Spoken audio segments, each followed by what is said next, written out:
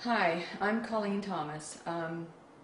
I was on Freedomizer Radio off of Blog Talk Radio that's syndicated on AM and FM radio dials all over the country, and the interest in what I was saying for an hour and 45 minutes was so heavy and so dramatic that Blog Talk Radio actually crashed.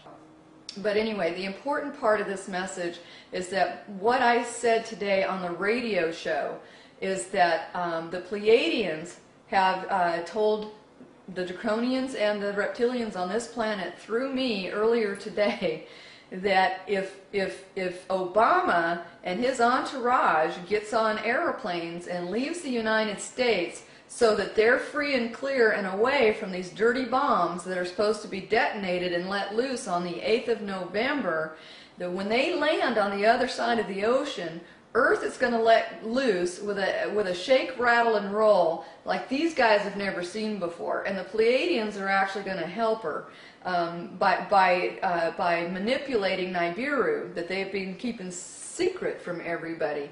It's out there, and it's the reason why here in North America, instead of our days getting colder and colder and colder and us having a winter, it's getting warmer and warmer and warmer. The point being is that there is a war that has been planned for a long time. 70 years these guys have been planning.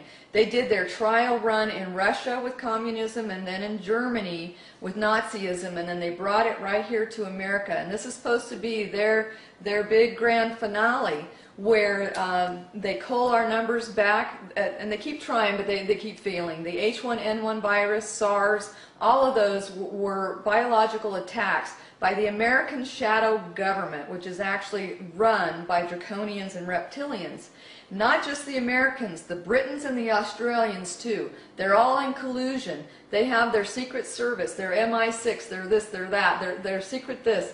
It's all SS, okay? Secret service. The Nazi SS. It's always SS with these guys. They're sons of Satan. That's why the Pope wears red shoes and sits on a throne that has an upside-down cross.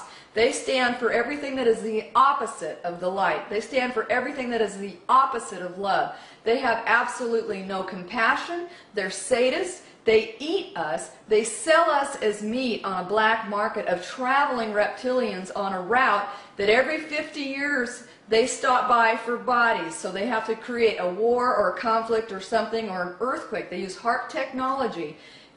Do you guys ever wonder why no bodies were recovered from Sumatra?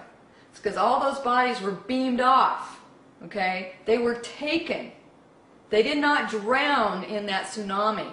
They were taken, and that's why not one body was found washed up on shore. And nobody seems to ask questions like, where's all 150,000 people, I think, or something like that, went vanished off of that island. The animals were still around, but there were no people. Okay? You got to understand what you're up against. These guys have spaceships, they have technology, and we are the ones who are like living in the dark here. However, the Pleiadians, the Syrians, the Andromedans, the Reticulums, there are entities from all over, not only this galaxy, but throughout the universe, who are here to help the humans overcome their reptilian infestation. All right, so the big picture, well, I've been giving you the big picture. Let me give you the short-term picture now. Okay, the short-term picture that President Obama needs to know is that him and his cronies, if they want to live and not die in a tsunami as soon as their planes land on the other side of that ocean, they can surrender themselves to the FEMA camps that they built for us. They wanted to exterminate the humans and cull back our numbers using incinerators at these Rex 84 FEMA camps. And so what the deal that we're making them now, the Pleiadians I mean, is that if these guys go and check themselves into these FEMA camps, the Pleiadians will actually beam them off the planet without an EMP pulse that will absolutely annihilate all electronics on this planet, all the way down to the center core. Okay? The Pleiadians have more technology than these guys have ever imagined. And now enough humans have asked for Pleiadian and Syrian intervention on this planet, we reached a tipping point where these guys now get to intervene. And now that I have gone on public airways earlier today, they are going to intervene in a very dramatic way. They're no longer observers on what's going on this planet. They are now participants. They incarnated here in waves and have been for 70 years. And in 1960, I was one of them. And all of us came in here on a mission. We actually designed it, custom made, what we were going to do while we were here. And my mission was to blow the whistle on you guys. You guys were lied to. You were played.